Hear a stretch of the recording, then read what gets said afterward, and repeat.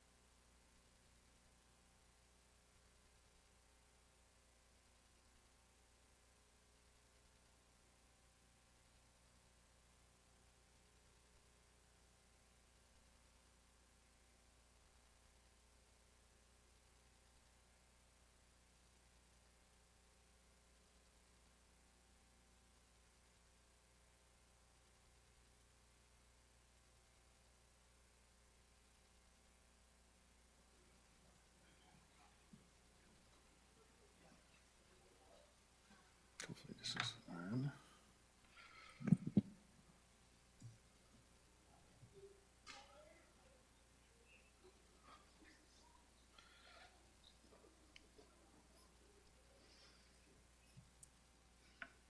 All set? Okay. Good afternoon, everyone. We wanted to bring some important information to our community relative to a series of residential burglaries that have been occurring over a 6-month period and seem to have a similar method of operation and targeting specific residences in several of our neighborhoods in Fargo. If you look at this map, and these instances go back to actually last December, and so over that period of time, the blue dots indicate residential burglaries that occurred over the winter months, in which it appeared obvious that the burglars were targeting houses where people are out of town for a long period of time, as evidenced by their driveways not being snow blown, their sidewalks not being cleared, just no activity around the residence. And so that went on between December and April, so about one a month, plus an extra one perhaps there. And they're targeting valuables, jewelry, things of that nature. And they're making entry into the house, oftentimes cutting cables, the cable connection to the outside of the house for whatever reason, sometimes pulling down electrical wires from the box on the exterior of the house, likely assuming that that will offset any alarm system that the resident may have. And then they are forcing entry into windows or sliding doors, going through the house and taking valuables. So we started to look at this over the course of the winter, and there seemed to be a little break in that activity as the seasons changed. And in the last month or so, we started to see a similar pattern where you see the red dots down in a little further south, down in the Centennial, Rose Creek, Stonebridge, and Timberline areas. So over the course of the last 2 months, those 4 burglaries have occurred, and 2 of those have occurred in the last 2-week period with a very similar method of operation, targeting of similar valuables and so forth. So what we want to do is bring this to everyone's attention, and we also want to provide you with some tips to help keep yourself safe and keep your property safe. Again, if you're going out of town, we have a lot of residents here that in the summer they go out of town, even just on weekends, just like in the winter where they may go somewhere warm for a period of time. Letting your neighbors know that you are going to be out of town for a specific period of time so they can kind of keep an extra eye on your house. Securing your sliding doors. If you're going to be out of town for several days or a long period of time, just putting a little 2x4 so that your sliding door can't be opened from the outside is a simple fix. Double checking your window locks and then having your lights on timers. So pretty standard stuff, but I think just bears reminding to help, again, offset people who may be looking to see if you are home or not. We strongly encourage everyone to photograph valuables, things that are highly valuable, watches, jewelry, etc.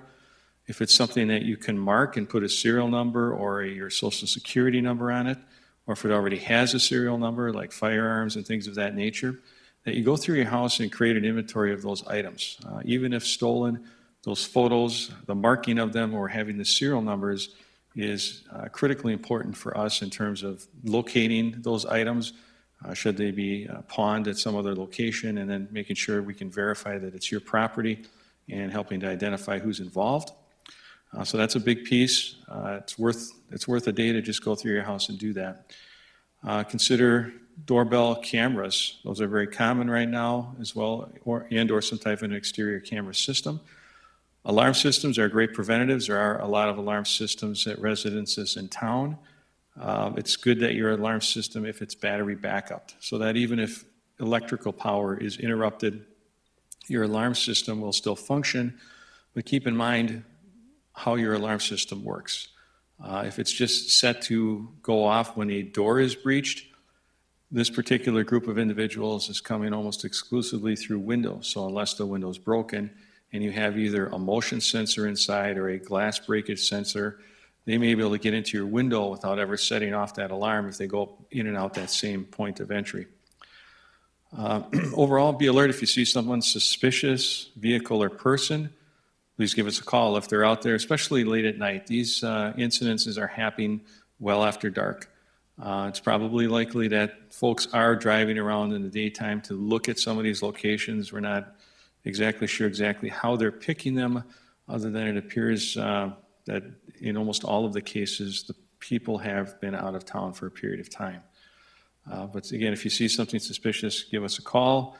The 9 emergency dispatch line is probably your best bet unless you see someone lurking around someone's house or parked in a driveway, especially if your neighbors notified you that they're gone and now you see people over there. That's more of a 911 call for us. We also have a tip line, a texting tip line that's available. You can see that on the screen. If you want to just forward information relative to these burglaries, perhaps you've seen a suspicious vehicle in your neighborhood a week ago and you have a picture of it on your phone and you'd like to forward that information, we're happy to receive that and work on that as well. Some of your calls have already given us substantial investigative leads that we are working on relative to these cases, so that's good. We just want to make sure that you have all of this information as we get ready for another weekend where likely folks might be out of town, and try and give you some preventative measures to take to help you safeguard your property. And I think that concludes the PSA, absent any questions that anyone may have.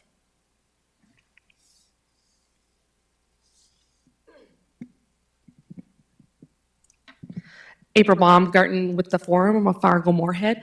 So are these the only burglaries, or at least house burglaries, that have been happening this year? And what did the numbers this year compare to last year? These are the only burglaries that are related in terms of method of entry and that we believe are likely done by the same group of individuals. I don't have the year-to-date numbers at this juncture, but we can certainly get that for you. Ty Schoner, WDOI Radio. So you said this was a group of individuals, correct? Not just a single individual? Well, I guess I assume it's more than one individual, yes. Thank you. Matt Henson, WDOI. Just out of curiosity, do you have any surveillance videos or anything that can be released that you think of that may help the public identify? Yeah. And exactly what is being taken? Why do you think these homes, are these like upper scale homes where they may find more valuables? Like, why do you think these homes are being targeted? We don't have any video releasable for public consumption at this juncture. We do have good leads that we're working on.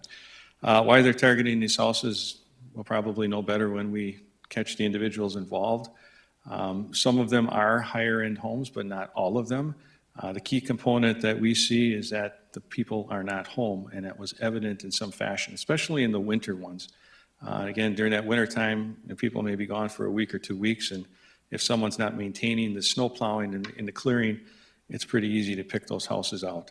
Summertime may be more difficult, so we're not exactly sure how they're determining that, but that appears to be the common thread.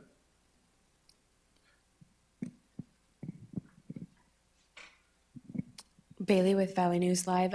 How many or how much money or value is being taken from each home or has been taken from all of these homes since this started in December? Sure. It's a variety of small amounts to large amounts. I don't have the total dollar value. Each house has different things taken of different value. Austin Erickson, KVRR. Are these areas often patrolled, and are they often a target for burglaries or robberies?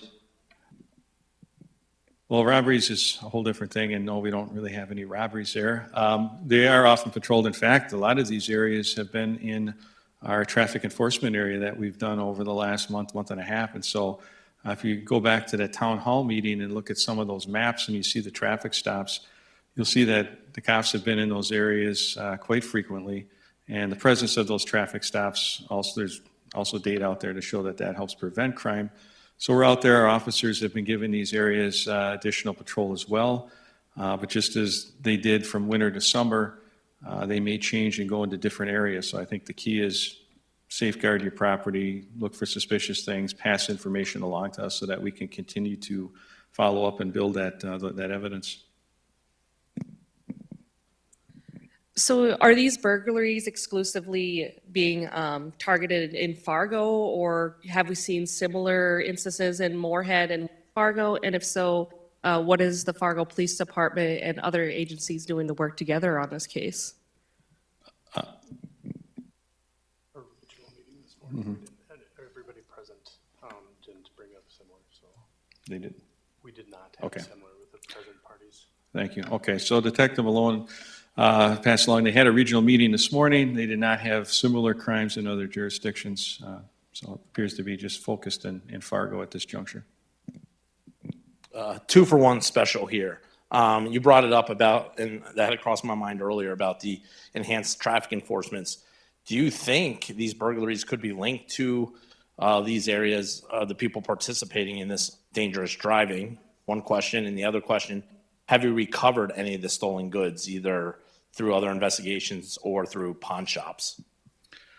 I don't know that there's any nexus to the dangerous driving.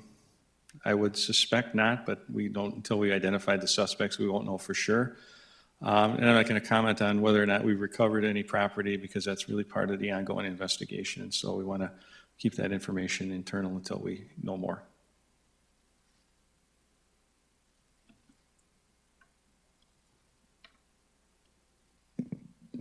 Are we aware of how many people would be involved in this group?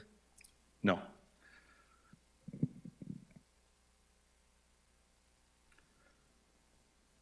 Any other questions?